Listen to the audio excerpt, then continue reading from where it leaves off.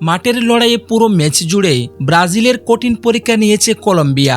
ম্যাচের শুরুতে ব্রাজিল এগিয়ে গেলেও বাকি সময় সেলেসাও ডিফেন্ডারদের ব্যস্ত রেখেছে কলম্বিয়ার আক্রমণভাগের ফুটবলাররা।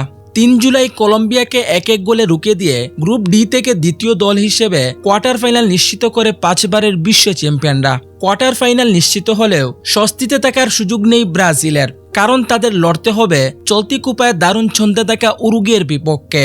তবে এদিন ব্রাজিলের জন্য আরো বড় দুঃসংবাদ, মহা গুরুত্বপূর্ণ সেই ম্যাচ খেলতে পারবেন না ভিনিসিয়াস জুনিয়র। কলম্বিয়ার বিপক্ষে হলুদ কার্ড দেখে পরের ম্যাচের জন্য নিষিদ্ধ হয়েছেন ভিনিসিয়াস। এদিন ম্যাচের শুরুতেই হামেস রদ্রিগেজকে ফাউল করে বসেন এই উইঙ্গার। আগের ম্যাচে প্যারাগুয়ের বিপক্ষে ব্রাজিল বড় ব্যবধানে জিতলেও দুশ্চিন্তা ছিল ভিনিকে নিয়ে। ফিফার নিয়ম অনুযায়ী পরপর 2 ম্যাচে হলুদ কার্ড পেলে 1 ম্যাচ নিষিদ্ধ করা হয় কোনো খেলোয়াড়কে।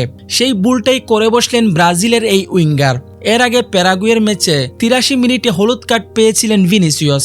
ফলে উরুগুয়ের মতো শক্তিশালী দলের বিপক্ষে ভিনিসিয়াসকে না পাওয়া ব্রাজিলের জন্য বড় ধাক্কাই বলা চলে।